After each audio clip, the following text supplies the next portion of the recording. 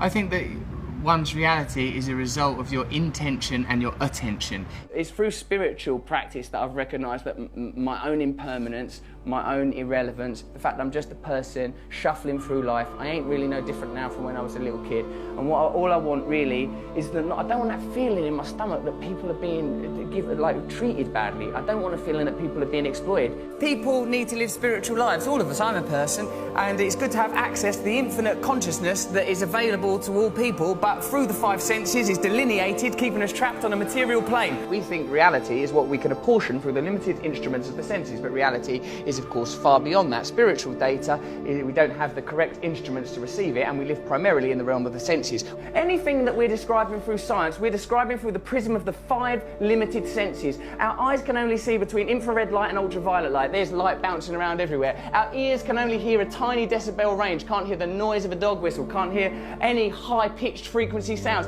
Isn't it likely then that there are other vibrations, frequencies, energies, consciousness moving through the universe? Consciousness is an amorphous and expanding entity. I think that we allow our consciousness to be prohibited by our senses, prescribed by our senses, living in the realm of these five apertures into our reality. But reality is limitless, space is infinite, time eternal. Through yoga, one can temporarily break the bonds that chain us to the mundane, the mondial, that which is of the earth, and we can temporarily at least receive a taste of the infinite. I don't want to get too cosmic about it, but we are just this sort of temporary blob of atoms, you know, endowed with consciousness for the merest moments in infinite space. Meditation and yoga, these are fundamental parts of my life. I think it's difficult these days with religion getting such a rough ride, the Pope resigning, bloody terrorism and nonsense. It's difficult to find an access to spirituality, but we are by our nature spiritual people. If we don't have access to spirituality, we suffer as individuals, society suffers. We need to recognise at some point that within ourselves there's an infinite capacity for connection with all things. Well, I love the fact that you've described it as you have a daily access to unseen realms of power. Daily access to unseen realms of power. Not just me, everyone has that. For me, what I've discovered is that transcendental meditation is useful to me, not because of a unique set of circumstances, not because of my formerly secret brilliance, no, but because I am a human being. And it is applicable to all human beings. And what's really good about that is literally everyone in this room is one. What I say is that we're basically all right human beings. Whenever there's a disaster or an accident, people's impulse is to help one another. So I'm thinking anyone that galvanises people, brings people together and points us to the better aspects of our nature and help us to overcome our basic things like fear and desire, I think these people are worthy heroes, rather than the heroes that are nominated today, heroes that are low vibrational frequency that make us concentrate on daft stuff. So like they want you to be talking about Justin Bieber, they want you to be talking about twerking, they don't want you talking about fracking, they want you talking about twerking. They want to get on with their job, shut your fucking mouths and watch this shit, you fucking morons. And I know, because I've been part of the charade. But, you know, I'm awake now.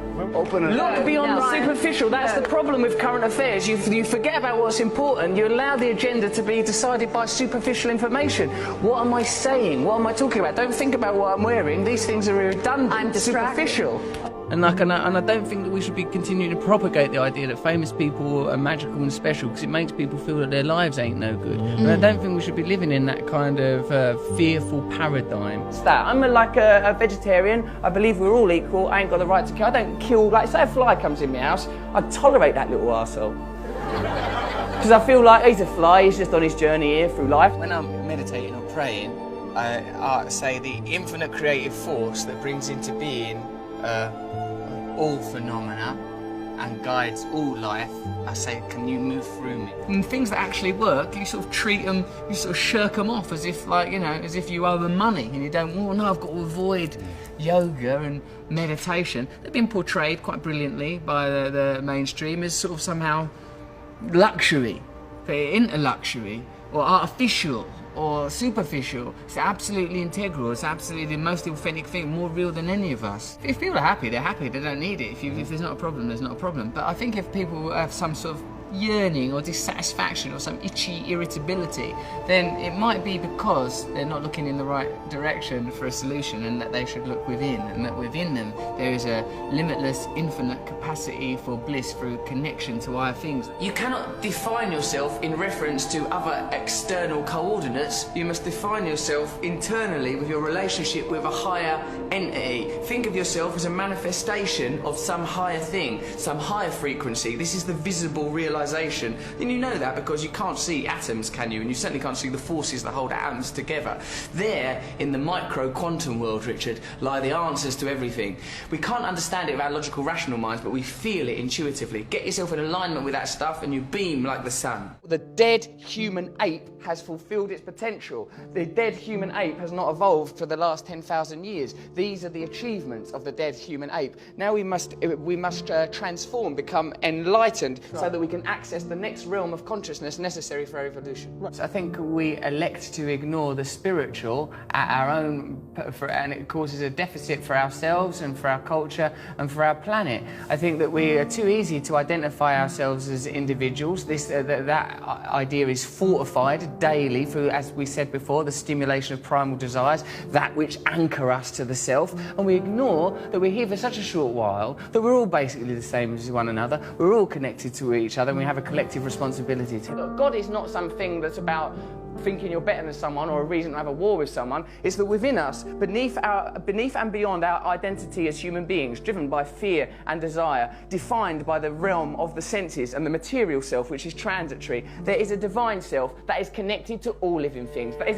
part of an infinite source of creativity. You could probably describe that using quantum physics or science if you want. I choose to believe in God because I think what that is the recognition that there is divine beauty in all of us, and if we prioritise that over our own selfish material needs, then we will naturally create a culture more in harmony with our planet, and we'll have a chance. I think it's one of the great sadnesses of modern life, because of our disenfranchisement and disillusionment with religion, that we don't have access to these ideas. And yoga and meditation for me is a way in the secular world of accessing very, very beautiful principles that will perhaps make us happier at a time when people feel disillusioned with the economy, concerned about the ecology, worried with politicians, don't trust what they're being told on television. We've got to let go of temporary, transient ideas like individualism. The nature of monotheistic faiths, these dead desert religions, is to encode us with the idea that individualism is more important than paganism, ideologies that integrally relate us to the earth, so that we know that we are integrally, indefatigably related to our environment, and we live in the service of our environment, because self is a temporal illusion. I suppose the ultimate truth is oneness, that this is a temporary illusion, that we temporarily occupy these flesh puppets. We believe so much in our identities, we believe in our individualism, and I talk as a very sort of egotistical man. Look at my hair, look at these bracelets, look at these ridiculous boots. I'm a person who believes in the nature of my own individualism and my own identity, but on a deeper level I recognise that all these things are transient, and what's important and what's defining are the things that we all share: love, unity, togetherness. As long as we have cultural narratives that eschew these ideas, that suppress these ideas in favour of negative human traits, greed, selfishness, lust, as long as these ideas are promoted, we will exist in opposition to one another and will be exploitable by corporations that prey upon these negative facets of humanity. The line between good and evil runs not between cultures, religions or creeds, but through every human heart. So I recognise in myself the capacity for selfishness, for lustfulness, for egotism, and because I recognise these qualities in myself, I would prefer a culture that didn't celebrate, exacerbate, stimulate the most negative aspects of our species, inculcate them, reward them financially, till we get to a kind of a cultural hysteria where we're destroying the planet. The reality is there is one planet, there is a certain amount of people on the planet, there are a certain amount of resources on the planet. None of them things are going to last forever, so we need systems in place that acknowledge the reality, not systems that benefit elites, but systems that acknowledge the reality. People need to have access to the resources. Can't lie to people so that people in power can continue to augment and grow their own power and satisfaction while normal people are exploited. We need systems that get the resources to the people while respecting the planet. Any system that's detrimental to the planet or detrimental to the people because it helps one or two bods, fuck it off. We're allowed to do that, you know. We are creatures on a planet. We are mammals. Look at the faces of the people that we're being asked to vote for as leaders. Look at them. Look at them. Feel it in your hearts. That ain't who's meant to be leading us. Happiness cannot forever be sustained like some glistening bauble. It's a transitory thing, like a butterfly alighting on Snow White's finger in that bit of Snow White. So, like, you know, I'm happy mostly. I'm happy mostly when I'm being nice to other people. Then I'm happy.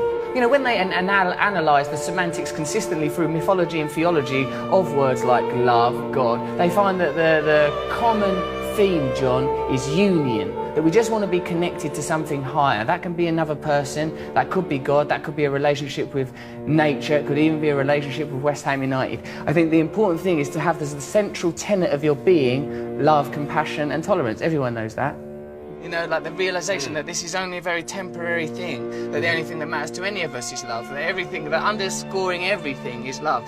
You know, if it's a biological, anatomical human condition, the idea of acquisition and survival of the species, then that 2% that distinguishes us from the great apes, somewhere within that is that divine spark that philosophers have always espoused upon and written about, that somewhere within that, that's the truth that we're trying to head towards. What it felt to me was like the dissolution of my idea of myself. Like, I felt like separateness evaporated. I felt this tremendous sense of oneness. I find it, I'm quite an erratic thinker, quite an adrenalised person. And like, but what, through meditation, I felt this sort of beautiful serenity and selfless connection. You know, my sort of tendency towards selfishness, I felt like, I felt that kind of exposed as a superficial and pointless perspective to have. I felt a very relaxed sense of oneness. I felt love. Follow me on Twitter if you want to, @RustyRockets, but basically carry on doing what you're doing, being happy in your hearts.